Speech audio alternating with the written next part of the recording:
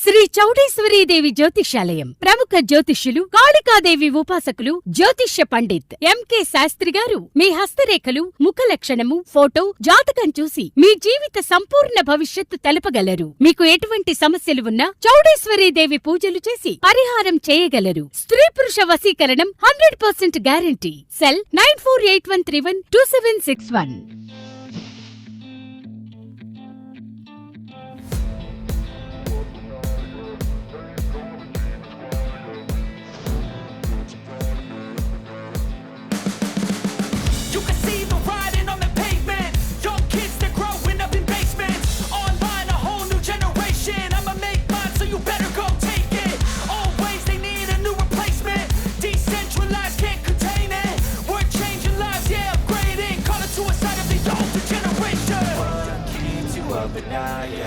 నమస్తే folks, welcome to my channel. Folks, ఒక వ్యక్తి ప్రస్తుతం ఉన్న స్థితిని చూసి అతని భవిష్యత్తుని ఎప్పుడూ అంచనా వేయకండి. ఎందుకంటే రేపు అనే రోజుకి ఎంత శక్తి ఉందంటే అది మామూలు రాయిని కూడా మెల్లిమెల్లిగా రత్నంగా మార్చేయగలదు. అసలు నేను ఈ మాట చెప్పడానికి గల కారణం నటుడు యోగి బాబు విషయమే. కోలీవుడ్ కమీడియన్ యోగి బాబు గురించి ప్రత్యేకంగా పరిచయం చేయాల్సిన అవసరం లేదు. ఇతను తమిళ్లోనే కాకుండా తెలుగు ప్రేక్షకులకి సైతం సుపరిచితమే. ఎన్నో చిత్రాల్లో నటించి తనకంటూ ప్రత్యేక గుర్తింపుని తెచ్చుకుంటూ మరోవైపు హీరోగా కూడా చేస్తూ బిజీగా దూసుకుపోతున్నాడు. ఇదిలా ఉంటే యోగి బాబు ప్రయాణిస్తున్న కారు ప్రమాదానికి గురైందని, ఆ గండంలో నుండి అదృష్టవశాత్తు తప్పించుకున్నట్లు వార్తలు వైరల్ అవ్వడంతో ఇతని అభిమానులు, నెటిజన్లు షాక్కి గురవుతున్నారు. ఇక ఈ వార్తలు వైరల్ అవ్వడంతో దీనిపై స్పందించిన యోగి బాబు తెల్లవారుజామున షూటింగ్ ముగించుకొని ఇంటికి రిటర్న్ అయ్యే క్రమంలో వలజాపేట టోల్ బూత్ వద్ద కారు అదుపు తప్పి టోల్ బూత్ లోకి దూసుకెళ్లిపోయిందని, కానీ తనకి ఎటువంటి గాయాలు అవ్వలేదని, తను క్షేమంగానే ఉన్నానని, తన అభిమానులు ఆందోళన చెందాల్సిన అవసరం లేదని చెప్పడంతో సినీ ప్రముఖులు, అభిమానులు ఊపిరి పీల్చుకున్నారు. అసలు జూనియర్ ఆర్టిస్ట్గా కూడా ఛాన్సులు రాని యోగి బాబు ఇప్పుడు స్టార్ కమీడియన్గా ఎలా ఎదిగాడు?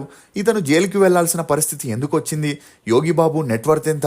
పెళ్ళే కాదనుకున్న యోగి బాబుని ఒక డాక్టర్ అమ్మాయి ఎలా పెళ్లి చేసుకుంది అనే నమ్మలేని నిజాల్ని ఈ వీడియోలో చెప్పడానికి నేను ప్రయత్నిస్తాను. మీరు మాత్రం ఈ వీడియోని పూర్తిగా చూడండి. బాబు అలియాస్ యోగి బాబు. ఇతను 1985 జూలై 22న తమిళనాడులోని తిరువనమలైలో ఒక నిరుపేద కుటుంబంలో జన్మించాడు.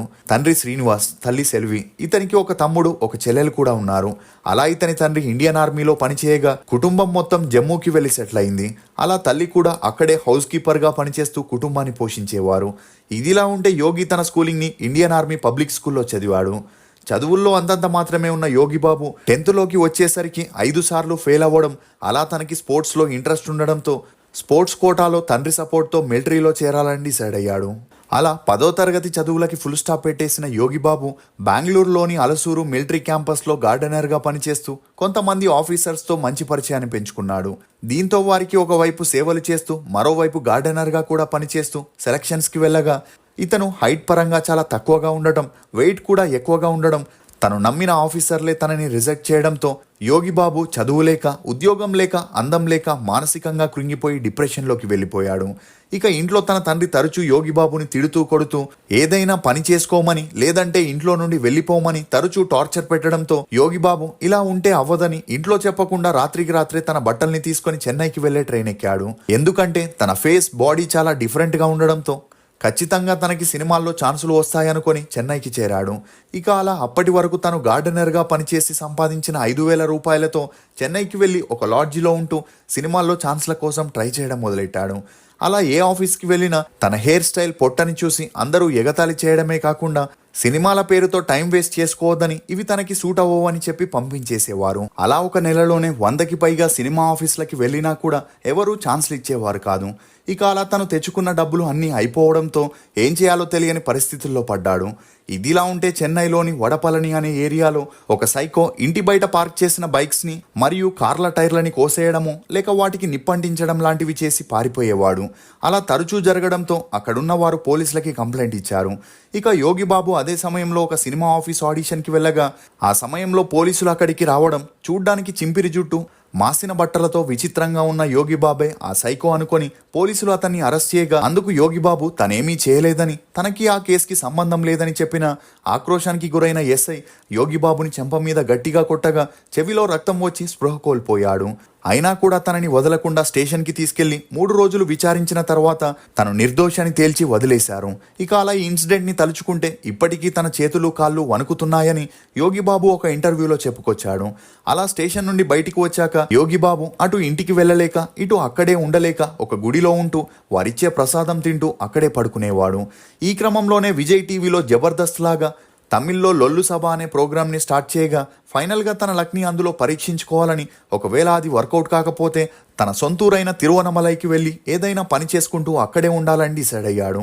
ఇక అలా సెట్లోకి వెళ్ళగానే నేరుగా డైరెక్టర్ రాంబాలని కలిసి తనకేదైనా ఛాన్స్ ఇవ్వమని, ఉండేందుకు చోటు లేక గుడిలో ఉంటున్నానని చెప్పగా ఇతని పరిస్థితిని అర్థం చేసుకొని ఆ షోలో ఒక డైలాగ్ ఇవ్వగా యాక్టింగ్లో అంతంత మాత్రమే ఉన్న యోగిబాబు ఆ డైలాగ్ని చదవడం రాక ఇబ్బంది పడడంతో డైరెక్టర్ రాంబాల తనకి కమీడియన్ సంతానం టీంలో చిన్న చితక పాత్రల్ని ఇవ్వడంతో పాటు అసిస్టెంట్ డైరెక్టర్గా ఛాన్స్ ఇచ్చాడు.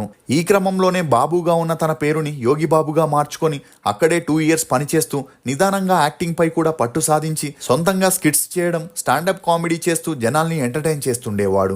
ఇక ఈ క్రమంలోనే యోగిబాబు తండ్రి రిటైర్మెంట్ని తీసుకొని తిరువనమలైకి వచ్చేయడంతో అదే సమయంలో కొడుకుని టీవీలో చూసి ఇన్నాళ్ళు వెతుకుతున్న కొడుకు చెన్నైలోనే ఉన్నాడని తెలిసి వారి ఆనందానికి అవధులు లేకుండా పోయాయి. దీంతో మరుసటి రోజు తల్లిదండ్రులు ఇద్దరు చెన్నైకి వెళ్లి యోగిబాబుతో అయిందేదో అయిపోయిందని, ఊర్లో ఏదైనా పని చూసుకోమని, ఈ రంగుల ప్రపంచం మనలాంటి వారికి కాదని చెప్పిన యోగిబాబు మాత్రం తను ఇప్పుడే కొంత ఎదుగుతున్నాడని, తనకి తెలిసిన పని నటించడం మాత్రమేనని, అదే చేస్తానని, ఇంకేమీ చేయలేనని చెప్పి తల్లిదండ్రుల్ని ఊరికి పంపించేశాడు. ఇక అదే సమయంలో లొల్లు సభా షోకి కూడా ఎండ్ కార్డు పడడంతో తనకి వచ్చిన ఫేమ్తో ఈజీగా సినిమాల్లో ఛాన్సులు వస్తాయని ట్రయల్స్ని మొదలెట్టాడు. అలా జూనియర్ ఆర్టిస్ట్గా సిరితా సిరిపేన్, యోగి అనే మూవీస్ని చేయగా ఆ మూవీస్లో తన పాత్రకి అంతలా గుర్తింపు రాలేదు. దీంతో ఏం చేయాలో తెలియని పరిస్థితుల్లో ఉన్నప్పుడే కార్తీ నటించిన ఆవారా మూవీలో తెలుగు రౌడీ గ్యాంగ్లో మెంబర్గా ఒక పాత్రని చేయగా ఈ మూవీ ద్వారా తనకి కొంతవరకు గుర్తింపు వచ్చింది. అలా కలగలుపు, కై, తిలాలంగడి, వేలాయుధమని 2009 నుండి 2016 వరకు 50 సినిమాల్లో చిన్న చితక పాత్రల్ని చేసిన అటు నేమ్ గానీ ఇటు మనీ గానీ రాకపోవడంతో యోగిబాబు డిప్రెషన్లోకి వెళ్ళిపోయాడు. ఇందుకు కారణం అప్పటికే వడివేలు, సంతానం, వివేక్, సెంధిల్ లాంటి కమీడియన్ సక్సెస్లో ఉండటం, అన్ని మూవీస్కి వారే కావాలని స్టార్ హీరోలు, డైరెక్టర్లు పట్టుబట్టడంతో కొత్త కమీడియన్స్కి ఛాన్సులు వచ్చేవి కావు. కానీ ఎప్పుడైతే వడివేలు రాజకీయాల్లో ప్రచారం చేస్తూ జయలలితని, విజయకాంత్ని విమర్శించాడో అప్పటి నుండి వడివేలుపై జయలలిత బ్యాన్ని విధించింది. అంటే అతనితో ఎవరైనా మూవీస్ చేస్తే ఆ మూవీస్ రిలీజ్ అవ్వవు అని కరాఖండిగా చెప్పడంతో వడివేలు ఇంటికే పరిమితం అవ్వాల్సి వచ్చింది. ఇక వివేక్ కూడా అదే సమయంలో హార్ట్అటాక్ వచ్చి మరణించడంతో సంతానంకి అమాంతంగా డిమాండ్ పెరిగింది. అలా రోజు రోజుకి తనకి వచ్చిన నేమ్ ఫేమ్తో తను కమీడియన్గా కాకుండా హీరోగా చేయాలని డిసైడ్ అయి కామెడీ పాత్రలకి ఫుల్ స్టాప్ పెట్టాడు. దీంతో చేసేదేమీ లేక కొంతమంది యోగిబాబుకి కమీడియన్గా ఛాన్స్ ఇవ్వడంతో 2018లో వచ్చిన పెరియార్ పెరుమాల్ అనే మూవీతో యోగిబాబుకి అమాంతంగా క్రేజ్ పెరిగింది. దీంతో నెక్స్ట్ మూవీ విజయ్తో సర్కార్ అని చేయగా ఆ మూవీతో యోగిబాబు అమాంతంగా స్టార్ కమీడియన్గా మారిపోయి ఆ తర్వాత విశ్వాసం, తడం, అయోగ్య, గొరిల్లా, కోమాలి, జాంబీ, బిగిలని చేస్తూ 2020 తర్వాత యోగిబాబు వెనక్కి తిరిగి చూడాల్సిన అవసరమే రాలేదు. ఎంతలా అంటే తన ఊర్లో ఒక పెద్ద ఇల్లుని కట్టగా ఆ ఇంటి గృహప్రవేశానికి వెళ్ళనంత బిజీగా మారాడు. అలా ఒకప్పుడు రోజుకి 100 రూపాయలు తీసుకుంటున్న యోగిబాబు ఇప్పుడు ఒక రోజు కాల్ షీట్కి 7 నుండి 10 లక్షలు తీసుకుంటూ మరోవైపు సినిమాల్లో హీరోగా చేయడానికి 5 కోట్లు తీసుకోగా ఇప్పటి వరకు హీరోగానే 15 మూవీస్లో చేయడం గమనార్హం.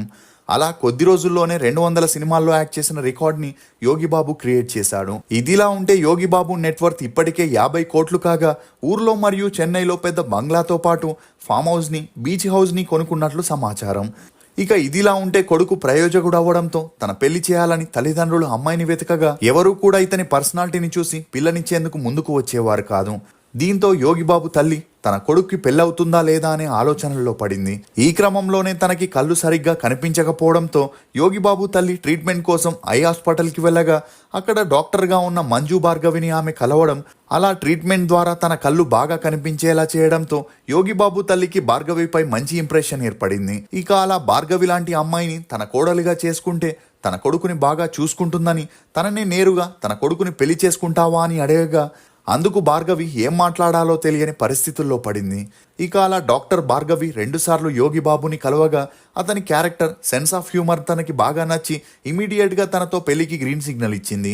అలా వీరిద్దరూ 2020 ఫిబ్రవరి 5న సింపుల్గా పెళ్లి చేసుకొని ఒకటవ్వగా వీరి అన్యోన్య సంసారానికి గుర్తుగా ఒక అబ్బాయి ఒక అమ్మాయి కూడా జన్మించారు. అలా యోగి బాబు ప్రొఫెషనల్ మరియు పర్సనల్ లైఫ్ హ్యాపీగా సాగుతుండగా ఇప్పుడు గుర్రం పాపిరెడ్డి మూవీతో తెలుగులోకి ఎంట్రీ ఇచ్చి అల్లు అర్జున్ అట్లీ మూవీకి కూడా సైన్ చేసినట్లు సమాచారం. ఇక ఇప్పటి వరకు యోగి బాబు 200 సినిమాల్లో యాక్ట్ చేయగా తన నటనకి గాను 5 సైమా అవార్డ్స్ తో పాటు ఒక కలైమామని అవార్డుని కూడా అందుకున్నాడు. మీకు యోగి బాబు నటించిన సినిమాల్లో ఫేవరెట్ ఏదనేది కమెంట్ సెక్షన్ లో తప్పకుండా తెలియజేయండి. ఫోక్స్, కాన్ఫిడెన్స్ అంటే మనకి అన్ని సమాధానాలు తెలియడం కాదు, ఏ ప్రశ్ననైనా సందర్భాన్నైనా ఎదుర్కొనేందుకు సిద్ధంగా ఉండటమే. ఇది ఫోక్స్ యోగి బాబు గురించి కొన్ని నమ్మలేని నిజాలు. ఈ వీడియో మీద మీ అభిప్రాయాన్ని కమెంట్ సెక్షన్ లో తప్పకుండా తెలియజేయండి.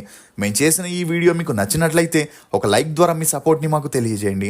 For more interesting videos please subscribe to CR voice. Thank you.